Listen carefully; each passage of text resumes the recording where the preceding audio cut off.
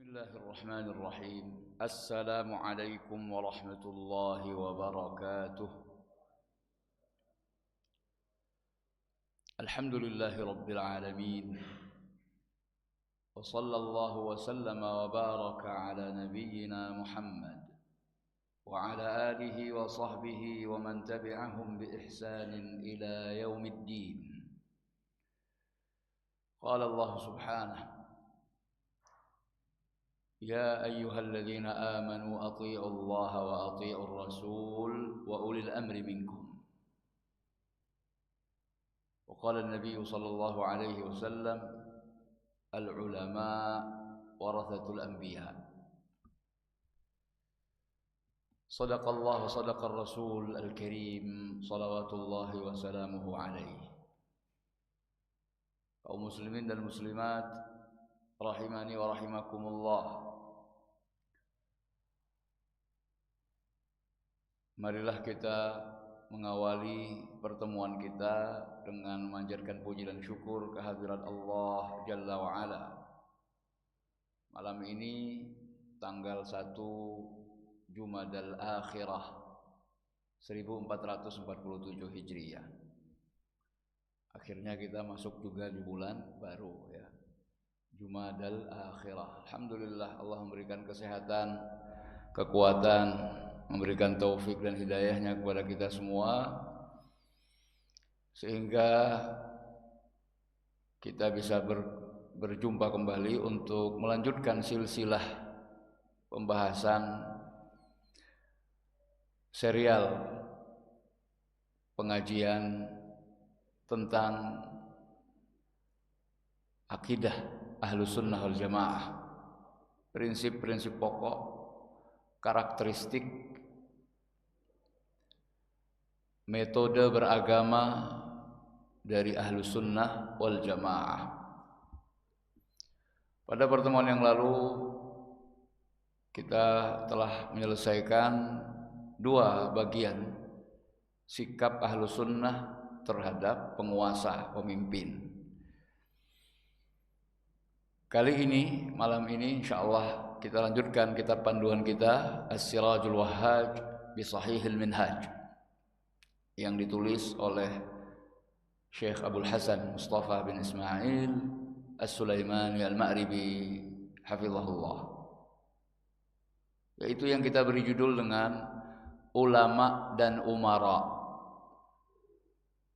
Sangat erat kaitannya dengan pertemuan yang lalu, sikap Ahlus Sunnah terhadap penguasa. Sekarang hubungan antara ulama dan umara. Ulama jelas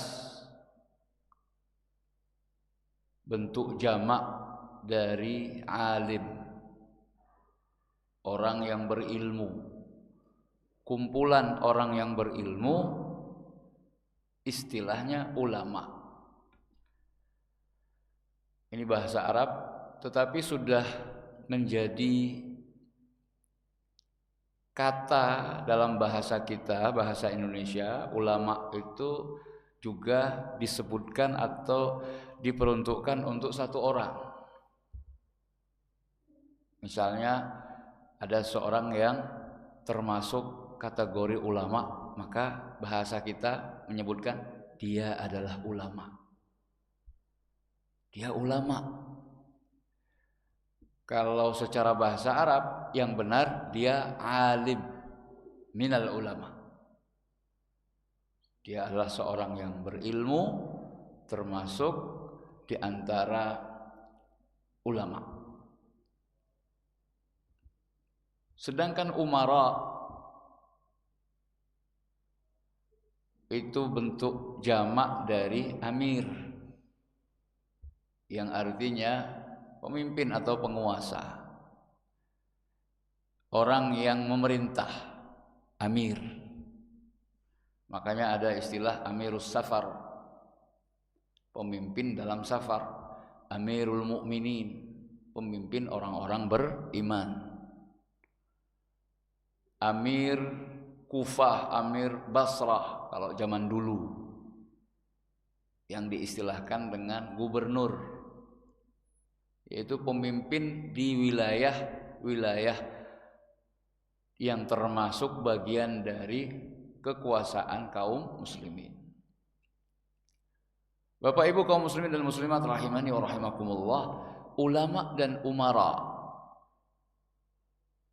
dari dulu, sejak masa Nabi SAW, ketika Nabi berhasil menguasai kembali kota Mekkah, penaklukkan kota Mekkah, maka pada saat itu yang menjadi pemimpin, pemerintah, penguasa adalah sekaligus sebagai ulama.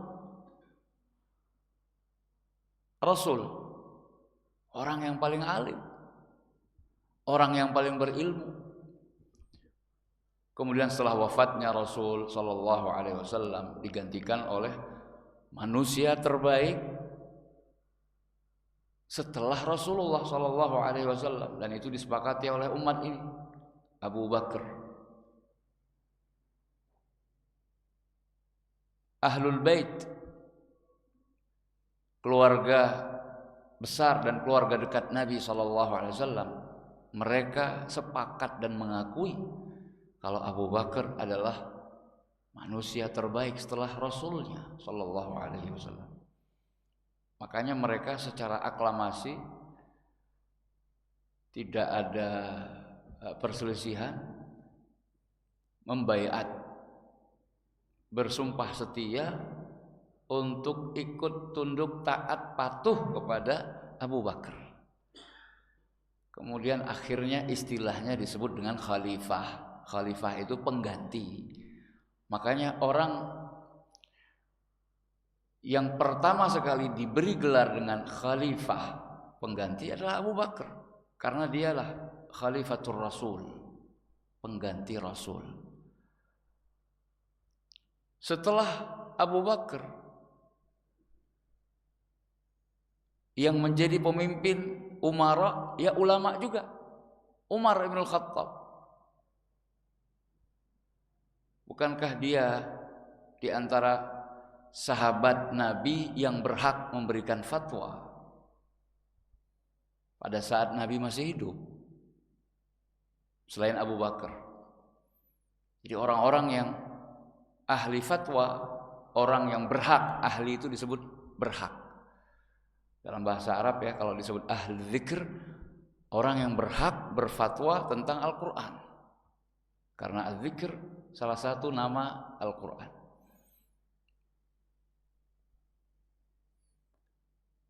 Jadi umara di zaman dahulu ya mereka adalah ulama. Umar menggantikan Abu Bakar As-Siddiq, itu juga adalah orang yang memiliki ilmu, ulama sekaligus umara juga dia ulama. Itu dulu ya. Berlanjut setelah Umar,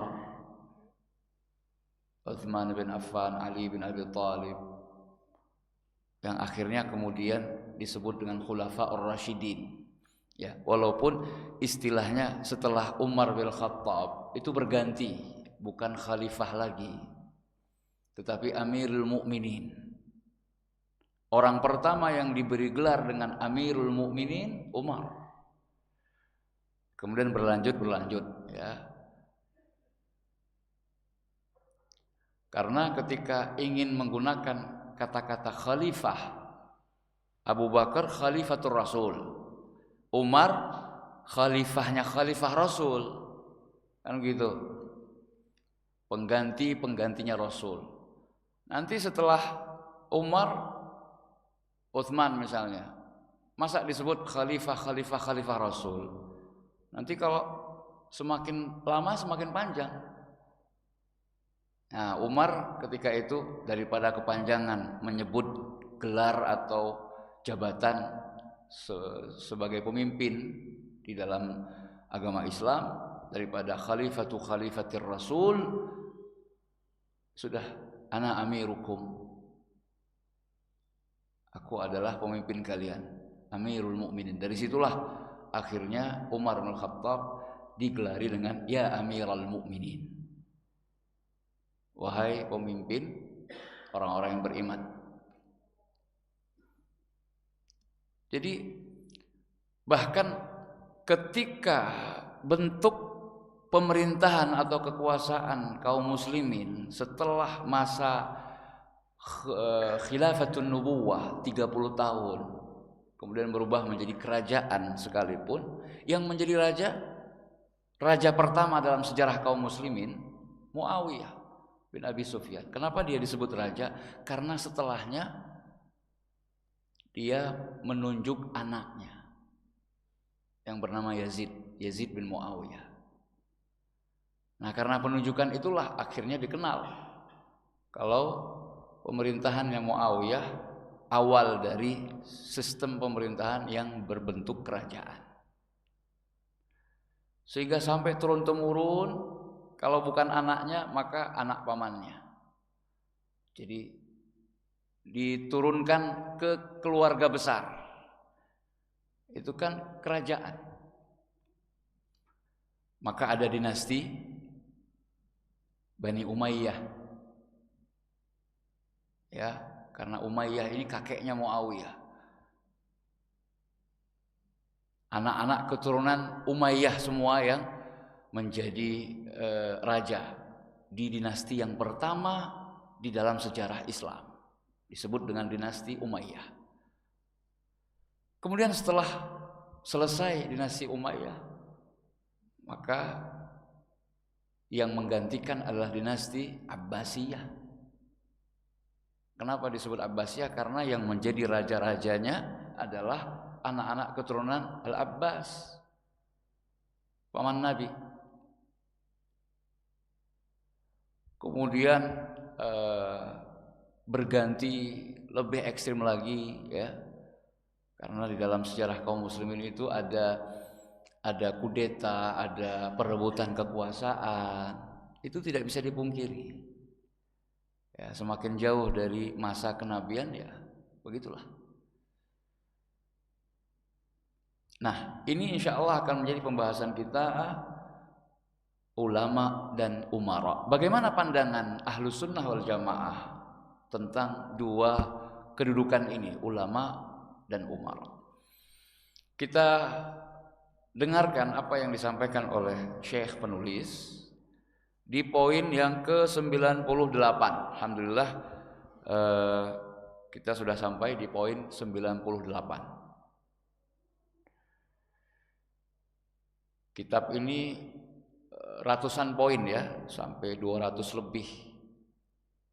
Kita sudah sampai 98, berarti kita bisa mengukur sudah sampai di mana kita membahas kitab ini. Beliau mengatakan wa a'taqidu annal ummata kata'ir. Aku berkeyakinan bahwa umat ini seperti burung yang terbang. Burung itu kan terbang, bergerak, berpindah dari satu tempat ke tempat yang lain. Begitulah umat ini, turun naik, terang gelap, ada perubahan, ada dinamika. Kata beliau seperti burung, lahu janahan, yang memiliki dua sayap. Beliau mengibaratkan umat ini seperti burung yang memiliki dua sayap. Ahaduhumal ulama, sayap yang pertama disebut ulama, wal akhar al umara, dan sayap yang lain disebut penguasa, umara. Artinya apa?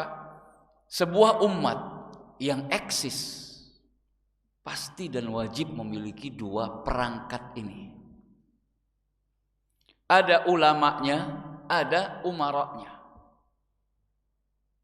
Ada orang alimnya, ada orang yang memiliki kekuasaan, kekuatan.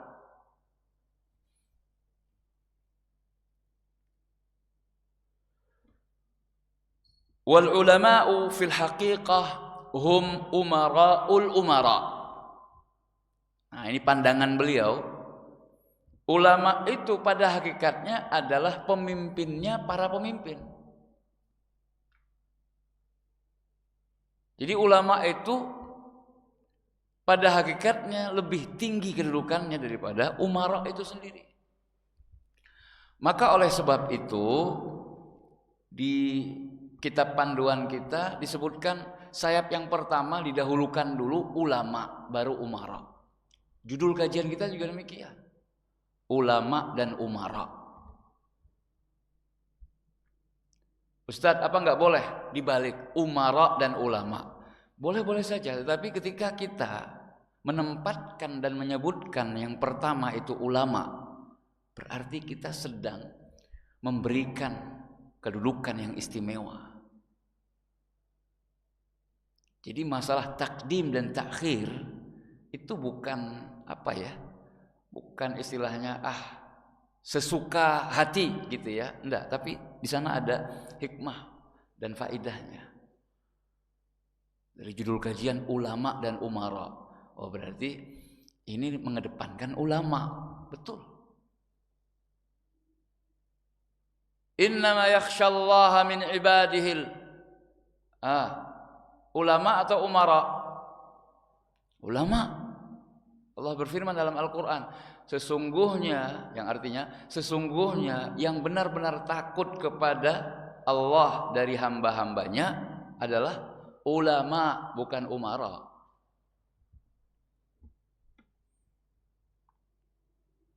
Ya, al-ulama di sana ada kata-kata atau sifat ilmu. Umara di sana ada kata-kata atau sifat amr, perintah. Ya. Kekuatan ilmu itu harus lebih ditinggikan, didahulukan daripada kekuatan karena dia punya kekuasaan.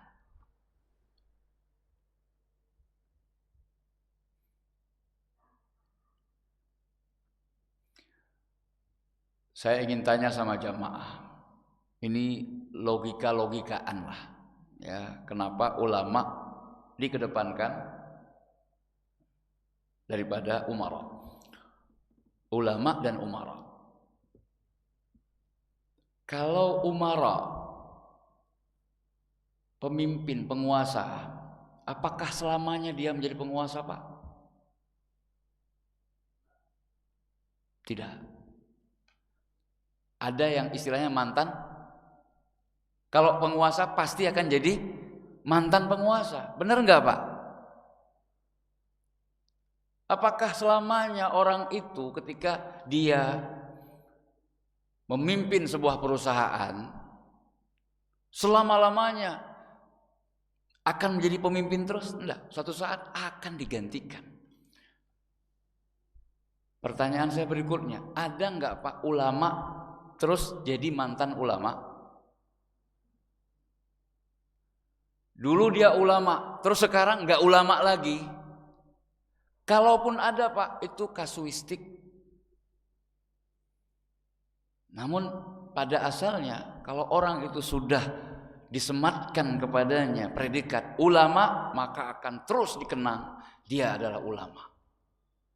Contoh Pak, Imam Nawawi, imam kita ya.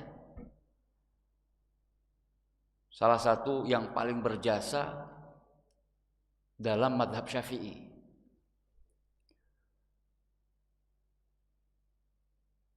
Imam Nawawi ulama. Nah, sekarang setelah beliau tiada, apakah beliau dikeluarkan dari barisan para ulama? Tidak. Enggak ada istilahnya mantan ulama. Tapi kalau penguasa, mantan penguasa Pak, akan jadi mantan. Camat, bupati, RT, RW, presiden, gubernur, semuanya. Dari situ saja menunjukkan kalau ulama itu lebih diutamakan. ulama dan umara. Nah, kata beliau di sini, pada hakikatnya ulama itu adalah umaraul umara, pemimpinnya para pemimpin. Dan ini bukan hanya ketika seorang calon pemimpin itu butuh suara, kemudian butuh dukungan, sowan ke ulama. Tiba-tiba calon pejabat mendatangi pesantren, gitu ya. Ngapain? Sowan sama Pak Kiai. Alasannya kenapa? Ya minta berkahnya. Berkah apa? Berkah suara. Supaya jamaahnya diarahkan untuk mencoblos dia. Jadi bukan hanya itu penunjukan bahwa ulama itu adalah umaranya umara dengan cara atau contoh seperti itu, bukan. Tapi maksudnya adalah pemimpin tidaklah mengeluarkan kebijakan apapun melainkan setelah meminta pertimbangan dan berkonsultasi dengan para ulama.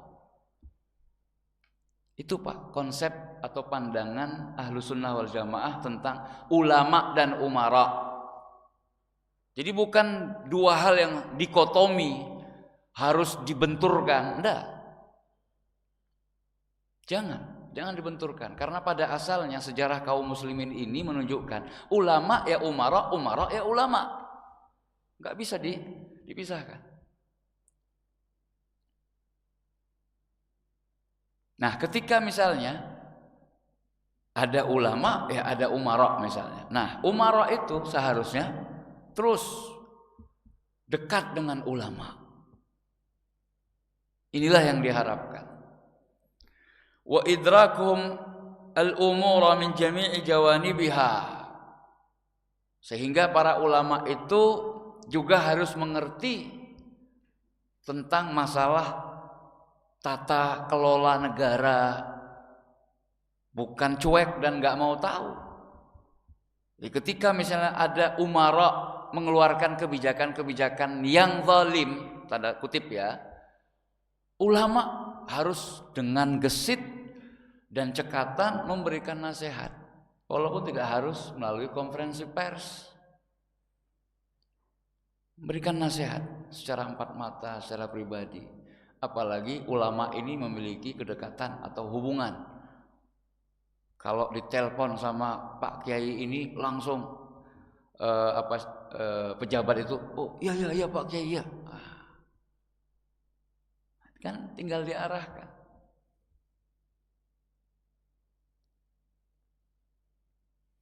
Hatta la yuwassadul amru ila ghairi ahli. Supaya apa? Supaya tidak diserahkan sebuah amanah itu kecuali kepada yang berhak. Selalu berkonsultasi dengan para ulama, orang-orang alim. Orang alim ini disebut alim karena dia mengetahui sebelum kejadian. Kalau orang awam belum tahu kecuali setelah kejadian. Itulah yang membedakan antara orang alim dengan orang awam. Orang yang punya ilmu, dia bisa mengetahui dengan keilmuannya sebuah fitnah akan terjadi di masa yang akan datang kalau tetap ngotot seperti ini. Sedangkan orang awam belum bisa. Dan dia baru tahu kalau sudah kejadian dan dia lihat sendiri di depan matanya. Makanya disebut orang alim itu sudah bisa melihat sesuatu yang belum bisa dilihat oleh orang awam dengan mata ilmu.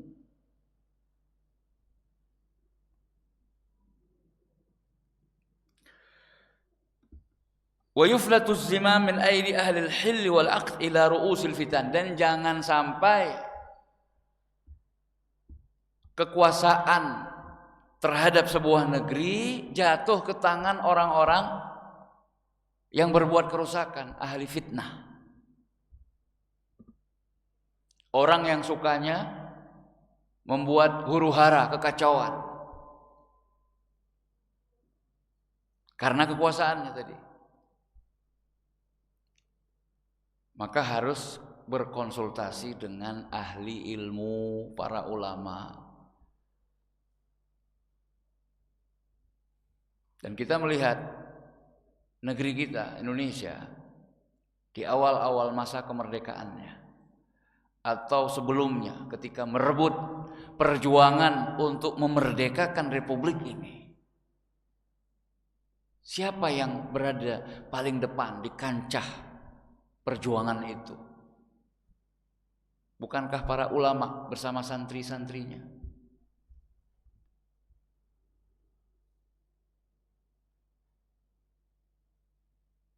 Ini tidak boleh kita lupakan.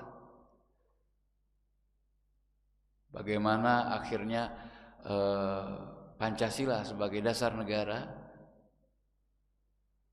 itu di antara silanya adalah sila ketuhanan yang Maha Esa. Prinsip pokok bahwasanya dengan agamalah, dengan rahmat Allah yang Maha Kuasa lah kita bisa merdeka. Perjuangan kita ada hasilnya. Saya mengatakan kita ini maksudnya pahlawan-pahlawan kita dulu, para pejuang kemerdekaan dulu.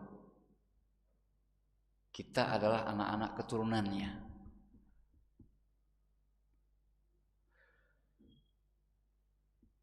Wal'iyadu billah, beliau berdoa semoga Allah menjauhkan kita dari dikuasai oleh orang-orang yang suka berbuat kerusakan.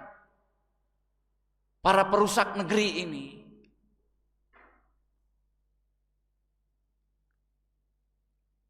Maka berkonsultasilah dengan para ulama. Fala yajuzu itlaqul la'n wat tashhir bi ulatil umur. Nah, sekarang beliau masuk ke sisi umara, maka tidak boleh memutlakkan atau melaknat serta menebar kebencian terhadap para penguasa atau yang memegang jabatan-jabatan di dalam sebuah negara, ulatul umur. Jadi kita itu sebagai rakyat atau sebagai bangsa jangan cuma bisa mengecam dan mengancam dengan doa laknat ya. Seharusnya kita mendoakan kebaikan untuk para pemegang jabatan-jabatan yang strategis misalnya, supaya Allah Subhanahu wa taala memberikan taufik kepadanya sehingga kebijakan-kebijakan yang dihasilkan untuk maslahat rakyat, untuk kemakmuran negeri ini. Sangat aneh sekali negeri yang kaya raya seperti Indonesia, bahkan diakui oleh semua orang yang datang ke negeri kita. Dari atas dilihat, Pak, ini potongan surga yang jatuh ke bumi. Begitu, Pak. Orang di sebelah saya naik pesawat dari Arab sampai ke bawah lebih apa ya istilahnya, lebih menakjubkan lagi respon dia.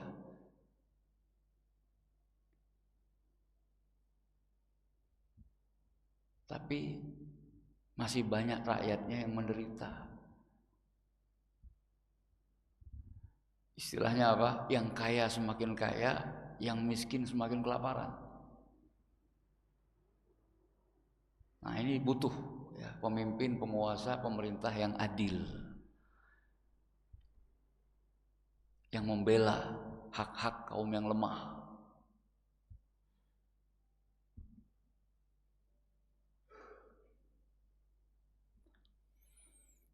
Lianna dharara dzalika, kenapa enggak boleh suka melaknat, mengecam pemerintah atau penguasa. Karena mudarat yang demikian itu azimun fil hali wal ma'al, sangat besar dampaknya untuk masa yang sekarang ini dan masa yang akan datang. Akibat buruk yang ditimbulkan. Wa in kanat hunaka umurun mu'limah, walaupun kata beliau di sana sini banyak perkara-perkara yang sangat menyedihkan. Hampir banyak ya berbagai bidang kehidupan berbangsa dan bernegara kita saat ini. Di bidang peradilan, hukum, penegakan hukum, aparatur negara, sumber daya alam, kemudian peluang pekerjaan dan lain sebagainya. Ketimpangan di sana sini, kezaliman yang sangat banyak. Yundalahal jabin, yang membuat dahi kita berkerut ketika mengingat atau memikirkannya. Kama la yajuzu ramyul hukam likulli man yansahuhum biduni tahyijin wala fitan bi annahum irhabiyun wa mukharribun.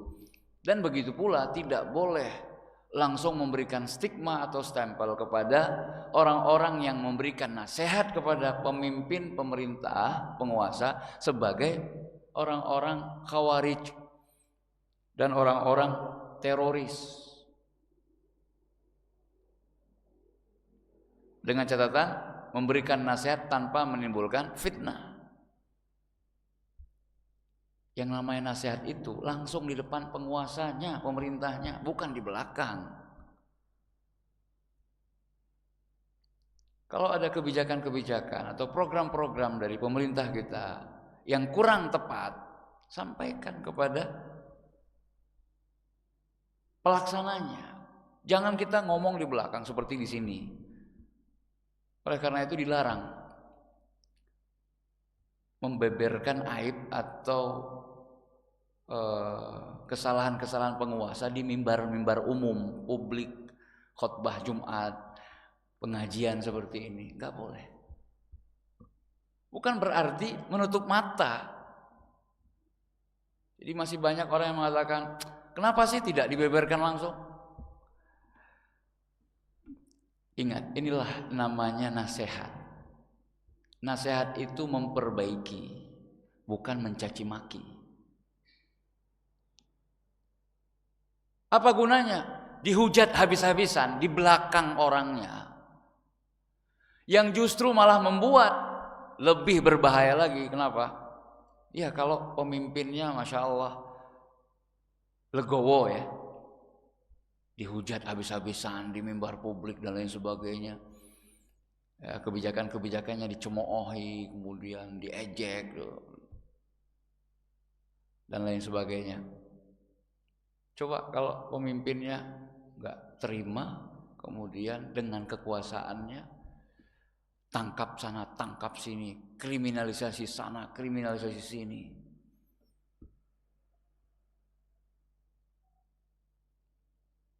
Nanti ujung-ujungnya pelanggaran HAM, kejahatan kemanusiaan dan lain sebagainya. Nah, itulah tidak bolehnya atau dilarangnya kita dalam Islam mengungkit-ungkit aib penguasa di depan umum, bukan di depan penguasanya. Kenapa? Karena syariat kita yang mulia ini tidak menginginkan terjadinya dan timbulnya kemungkaran yang lebih besar. Dan ini ilmu usul fikih. Kalau orang belajar usul fikih, dia pasti ngerti. La yajuzu nahyul munkar, tidak boleh mencegah kemungkaran yang dengan sebab itu muncul kemungkaran yang lebih parah daripada yang diingkari. Ini kaidah sudah dijelaskan oleh para ulama.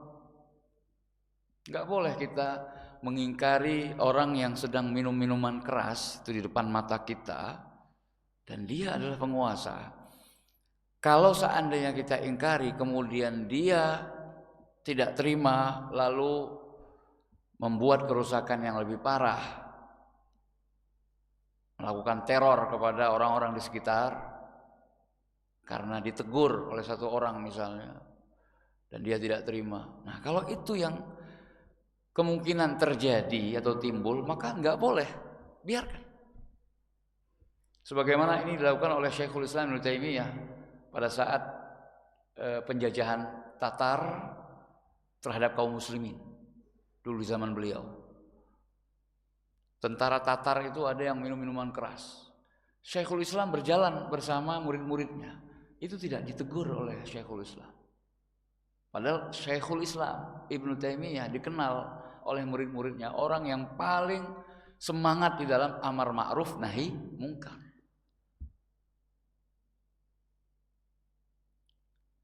Bukan berarti Ustadz kalau ada orang pacaran di depan masa nggak boleh kita tegur, kita nasihati? Silahkan dengan cara yang baik.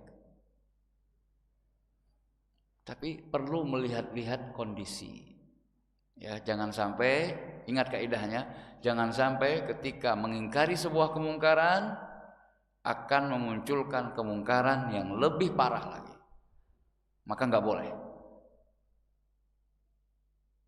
Nah itu. Bolehnya gimana? Kalau memang kita berani dan ingin menyuarakan kebenaran, sampaikan di depan penguasa, datangi penguasa. Entah bagaimana caranya. Ya, tentu dengan cara-cara yang baik. Maksud saya entah bagaimana caranya itu dengan cara apapun yang legal.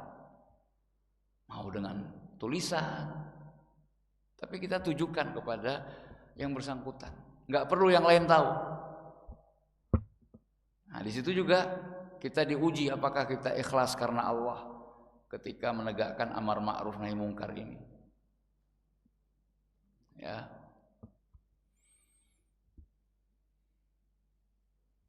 Kemudian kata beliau, jadi tadi kita harus adil. Tidak boleh mencela, mengumpat, mencaci maki pemerintah, penguasa yang sah di depan umum, di depan publik, bukan di depan penguasanya. Supaya apa? Supaya tidak menimbulkan gejolak yang lebih parah.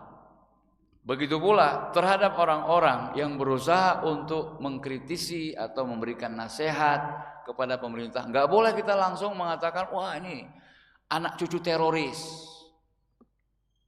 Enggak boleh kita memberikan embel-embel seperti itu. Jadi kalau misalnya dia mengkritik pemerintah secara pedas dan terbuka, maka kita nasihati. Sebaiknya jangan seperti ini. Karena apa? Karena bisa menimbulkan di kalangan awam kebencian terhadap pemimpin atau penguasanya, dan itu nggak baik. Yang benar gimana? Ahlus sunnah wal jamaah adalah orang yang paling sayang kepada semua manusia, baik itu pemimpin atau yang dipimpin. Di hadapan rakyat secara umum dia mengajak, yuk kita doakan pemimpin kita. Karena yang mampu mengubah pemimpin secara mutlak siapa kalau bukan Allah?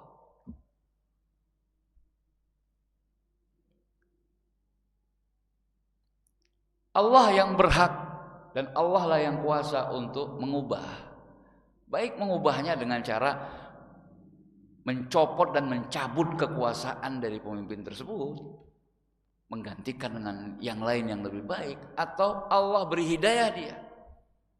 Tiba-tiba, jadi misalnya hari ini diumumkan oleh pemerintah sebuah kebijakan yang kita semua urut dada. Ya Allah, udah susah-susah seperti ini, ditambah lagi. Hanya bisa urut dada. Kemudian malamnya, di sepertiga malam terakhir, kita semua rakyat Indonesia ini berdoa, mengetuk pintu langit dalam sholat tahajud kita. Berdoa agar Allah memberikan taufik serta hidayahnya. Ya Allah, berilah petunjuk kepada pemimpin kami. Dan ternyata ada salah satu doa kita yang dikabulkan oleh Allah. Lalu Allah Subhanahu wa taala merubah isi hati dari pemimpin tersebut, yang kemudian menyebabkan dia esok harinya mengubah keputusan. Enggak jadi, batal. Bahkan yang tadinya kebijakan itu menyusahkan kita sebagai rakyat, alhamdulillah ada kebijakan baru yang menyenangkan dan membahagiakan kita. Siapa yang bergembira? Kita semua. Jadi kita itu berusaha mengademkan suasana yang sekarang memang sedang panas dalam tanda kutip, dalam tanda petik. Pro kontra. Apa saja ada masalah mencuat viral, ada yang pro, ada yang kontra. Ribut terus. Apa sih yang gak diributkan sama netizen Indonesia plus 62? Kalau enggak ikut campur netizen kita, enggak ramai itu dunia maya. Tapi ingat, masing-masing kita akan mempertanggungjawabkan lisan-lisan kita. Sesuatu yang kita tuliskan di medsos itu adalah lisan kita, akan dimintai pertanggungjawabannya di hadapan Allah Subhanahu wa taala. Apa yang kita katakan bisa jadi satu perkataan, satu kalimat yang kita tuliskan itu membuat kerusakan banyak orang. Hati-hati. Namun bisa jadi satu perkataan, tulisan yang kita sebarluaskan memberikan inspirasi dan motivasi hal-hal yang baik, maka insya Allah akan dapat pahala. Seperti misalnya ajakan untuk ya sudah, pemimpin kita sudah ditunjuk dan sedang bekerja, doakan, bantu dia dalam kebaikan seperti yang sudah kita sampaikan di 2 pertemuan yang lalu. Kalau memang baik, bagus kebijakannya, kenapa enggak didukung? Nah, itu konsekuensi kita sudah membaiat pemimpin kita, sudah diketok palu dia sebagai pemimpin yang sah, maka otomatis sudah bersumpah setia untuk mendukung pemimpin tersebut dalam urusan kemaslahatan kita sebagai rakyat. Kata beliau, li'anna an-nasihata tasfiyatun lil mujtama' mimma yadurru bihi fid dunya wal akhirah. Karena yang namanya nasihat itu adalah usaha membersihkan masyarakat ini dari segala hal yang memudaratkan urusan dunia akhirat umat.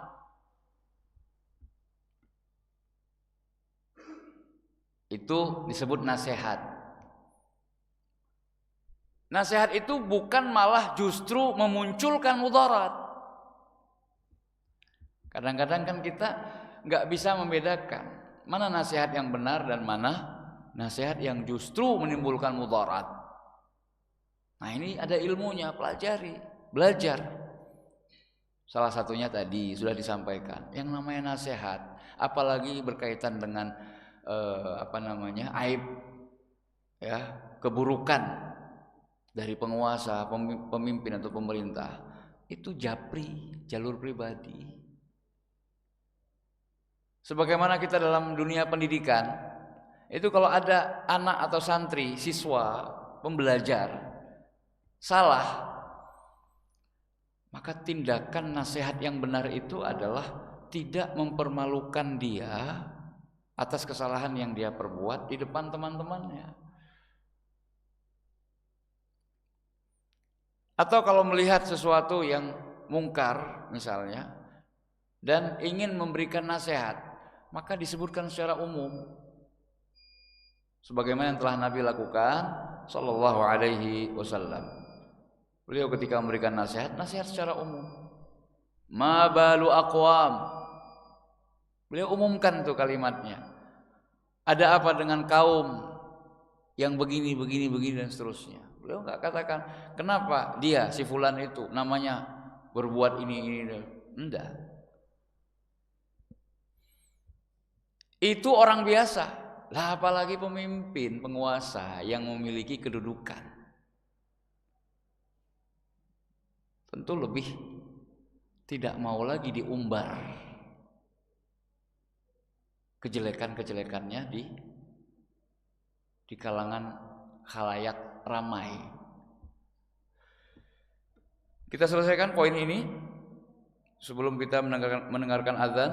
Nanti setelah azan insyaallah ada sesi tanya jawab. Ya, kita buka sekali-kali sesi tanya jawab insyaallah. Tadi karena nasihat itu adalah upaya membersihkan umat atau masyarakat ini dari segala hal yang memudaratkan umat ini, baik urusan dunia maupun akhirat. Wa wajibun syar'i, dan memberi nasihat itu adalah kewajiban yang disyariatkan. La yajuzu kitmanuhu walal i'radu anhu. Tidak boleh menyembunyikan nasihat itu. Artinya saya punya nasihat sebenarnya nih untuk penguasa saya, karena saya termasuk ulama misalnya, alim, ngerti ini secara syar'i nggak boleh, tapi saya tidak mau menyampaikannya kepada penguasa misalnya. Nah ini kata beliau nggak boleh disembunyikan, harus disampaikan. Apalagi dia memiliki hubungan atau kedekatan, dia berkapasitas sebagai ulama misalnya, harus menyampaikan. Walal i'radu anhu, dan tidak boleh berpaling, cuek, tidak peduli. Nah, ini nanti akan ditanya oleh Allah. Dia punya ilmu tapi tidak diamalkan. Nah, artinya tidak dia sampaikan kepada orang yang berhak menerima nasihat itu. Dalam hal ini penguasa akan ditanya, kenapa kamu tidak sampaikan? Bukankah kalau nggak mampu secara kekuasaan dengan tangan, maka kemungkaran itu harus dicegah dengan lisan? Kalau nggak mampu dengan lisan, maka dengan hati. Wala yajuzu an nusammiyal haqqa bismil batil. Beliau kemudian menambahkan, tidak boleh kita menamakan kebenaran itu dengan embel-embel atau label-label kebatilan. Hak, batil. Ya, tidak boleh mencampur adukkan antara hak dan batil. Sedikit lagi, tapi insya Allah akan kita sampaikan setelah kita mendengarkan adzan isya dikumandangkan dan sebelum sesi tanya jawab nanti insya Allah. Silakan muadzin, tafadhal bil adzan.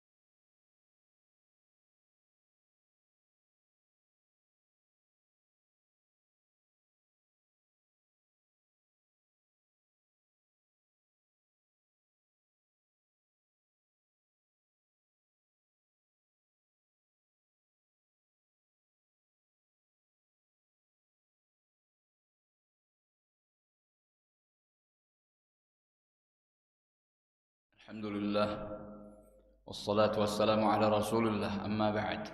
Kaum muslimin dan muslimat rahimakumullah. Beliau menambahkan wal haqqu wasatun baina tarafain. Kebenaran itu berada di tengah-tengah. Berada di pertengahan. Ini yang beliau maksud adalah moderasi beragama.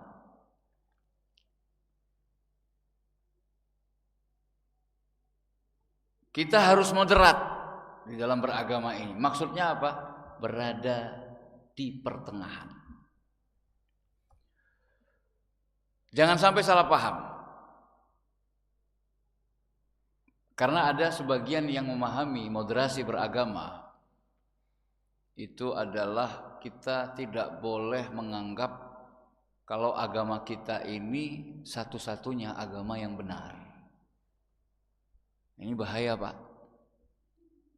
Ini sudah menyalahi dan menyimpang dari ajaran agama itu sendiri.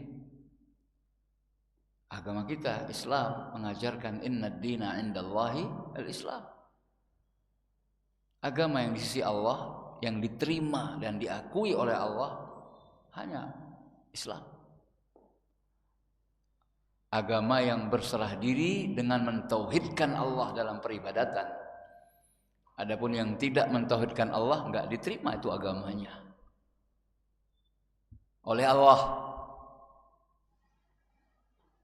Makanya secara akidah Islam, secara keyakinan kita sebagai pemeluk agama Islamlah satu-satunya agama yang benar. Kalau ada yang menyerukan semua agama sama, ya untuk apa pembedaan itu? Gak ada artinya firman Allah Subhanahu wa ta'ala kalau seandainya ternyata semua agama sama, semuanya bakal sampai ke tujuan yang satu, yaitu surga. Hanya saja kendaraannya beda-beda. Begitu logikanya atau analoginya. Keliru. Karena enggak semua kendaraan itu bisa dan pasti menyampaikan seseorang ke tujuannya, belum tentu.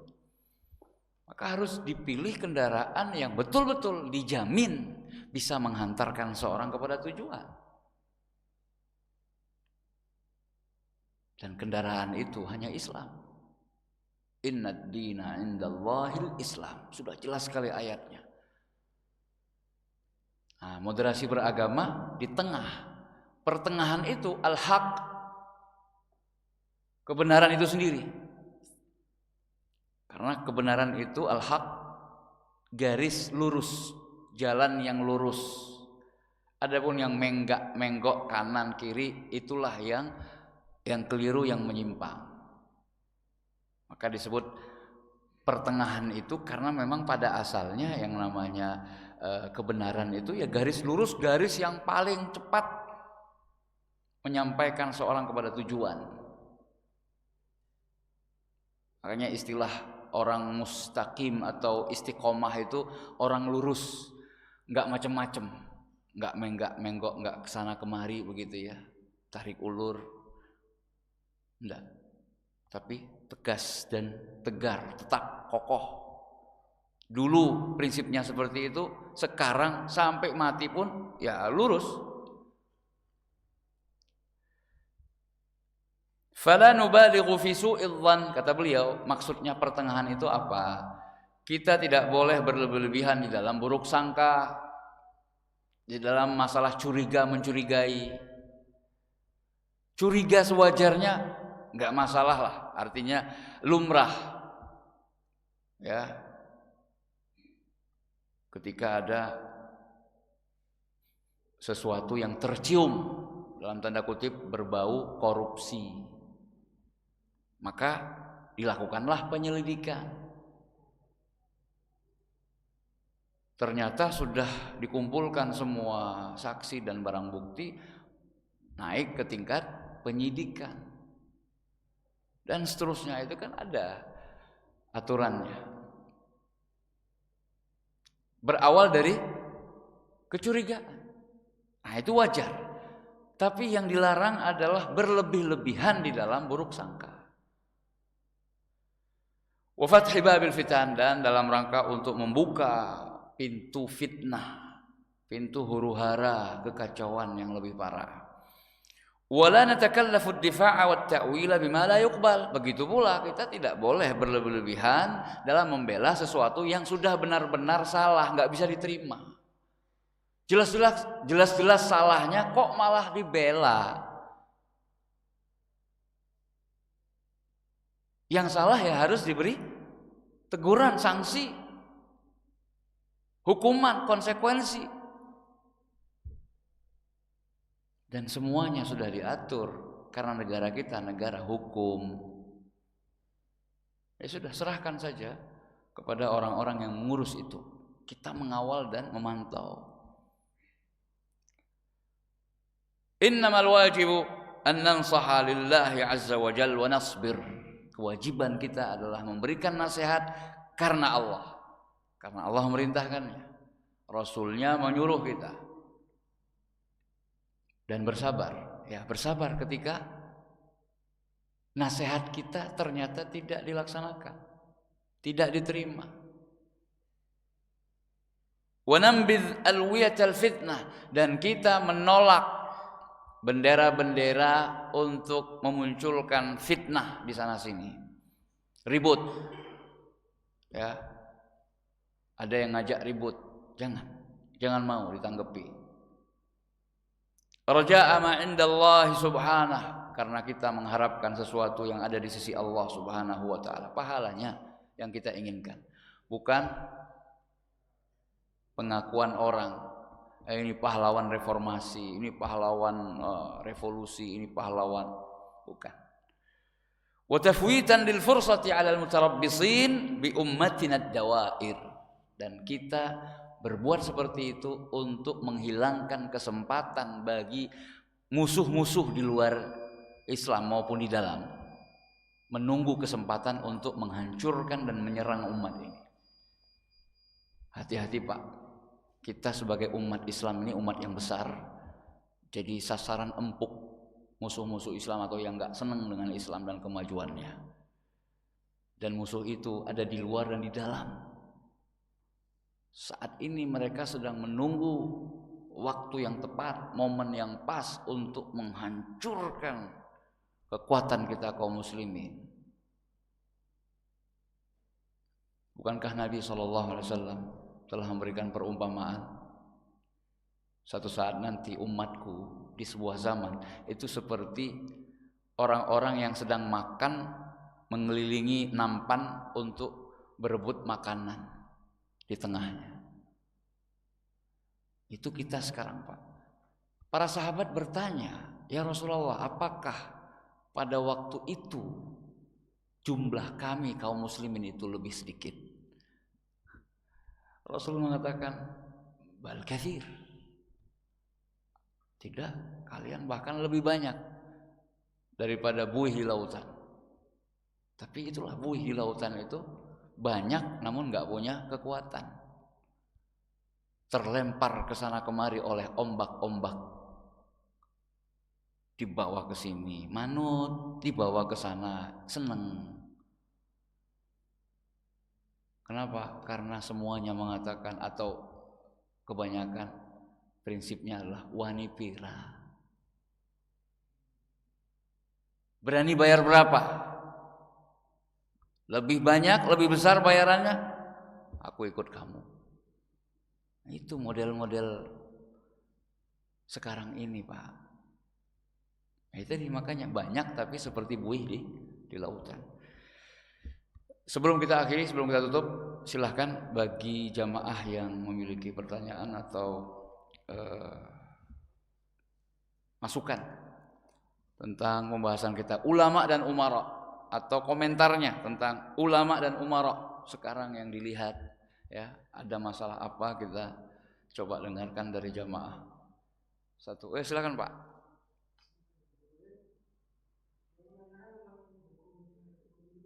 Hukumnya pemilu Membolehkan, ya. Betul.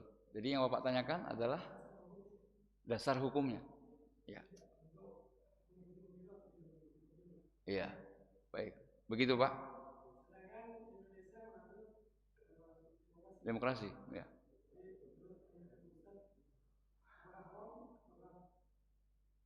Ya, jangan pandangan saya, Pak, ya. Kita tanyakan pandangan Islam ya tentang pemilu gitu ya, Pak ya.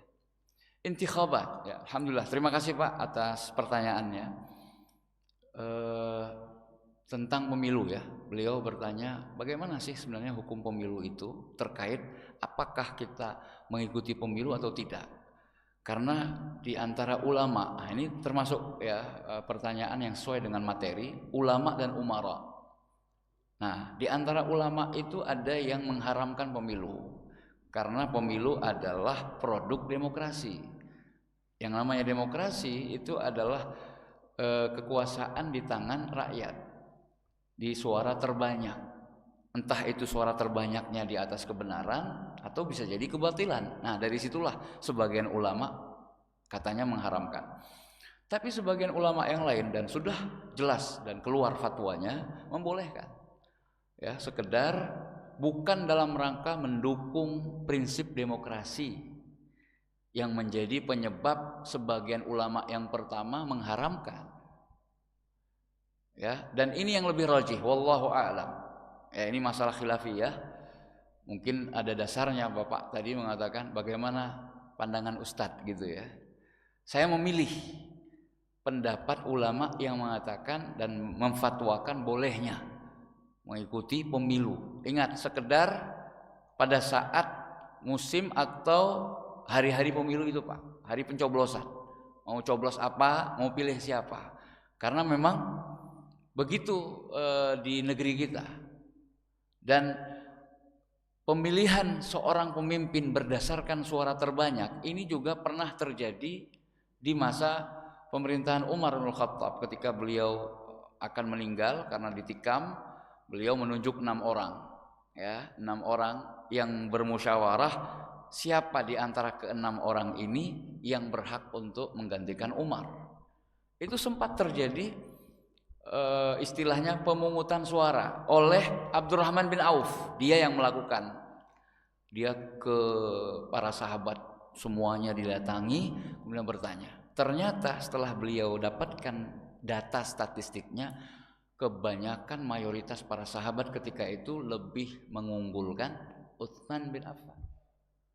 Atas dasar itulah Abdurrahman bin Auf membaiat Utsman bin Affan. Karena suara terbanyak memilih Utsman. Dan memang yang menentukan pada waktu itu adalah suaranya Abdurrahman bin Auf. Siapapun yang dia pilih, semuanya harus ikut. Dan ternyata beliau mendasari pilihan beliau dengan suara terbanyak tadi, Pak. Nah, ini alasan atau dasar hukum yang diminta oleh Bapak tadi. Kalau memang boleh mengikuti pemilu, apa dasar hukumnya? Saya mengatakan itu. Jadi suara terbanyak itu bukan secara mutlak nggak boleh, haram dan sebagainya, enggak. Yang haram itu adalah semuanya sepakat berada di atas kebatilan, dan itu tidak mungkin dalam umat ini terjadi. Ya, termasuk satu hal yang Allah jaga. Tidak mungkin umat Islam ini seluruh dunia bersatu padu di atas kebatilan. Jadi tidak ada istilahnya ijma umat ini batil, itu nggak ada. Maka dari sini, Pak, saya himbau dan mungkin penutup kajian kita, mudah-mudahan bermanfaat. Ijma ulama itu sudah terjadi bahwa bumi itu bulat. Maka ketika ada orang sekarang ngeyel keras kepala, bumi itu datar, sehingga dia disebut dengan kaum datar, ya, itu sudah nggak usah perpanjang, Pak, urusan sama dia. Sudah ijma kok ulama dari dulu bumi itu bulat. Nah, apakah mungkin Allah membiarkan umat ini dengan ulamanya berijma, bersepakat, menyatakan dalam kitab-kitab mereka, dan itu bisa kita lihat bahwa bumi itu bulat, sepakat. Lah kok orang sekarang mau menggagalkan ijma itu? Itu aneh, Pak. Itu ibaratnya apa? Ibarat buang-buang energi untuk sesuatu yang mustahil berubah. Sekali lagi, umat ini dijaga oleh Allah untuk tidak mungkin bersepakat di atas kebatilan. Katakan misalnya Pak, semuanya sepakat untuk mengatakan apa nama merek yang nggak usah sebut-sebut merek ya. Ada yang mengatakan sebuah minuman keras itu halal, pasti Pak ada satu orang mengatakan tidak, tetap haram. Itu ya prinsipnya ya. Sudah terjawab Pak ya, insya Allah. Ya, demikian. Terima kasih atas perhatian. Mohon maaf atas segala kekurangannya. Insya Allah kita lanjutkan poin ini, ulama dan umara. Masih ada bagian yang kedua, insya Allah di pertemuan yang akan datang. Kita tutup pengajian kita dengan doa kafaratul majlis. Subhanakallahumma wa bihamdik, asyhadu an la ilaha illa anta, astaghfiruka wa atubu ilaik. Perbanyak salawat dan salam untuk Nabi Muhammad. Alhamdulillahirabbil alamin. Wassalamualaikum warahmatullahi wabarakatuh.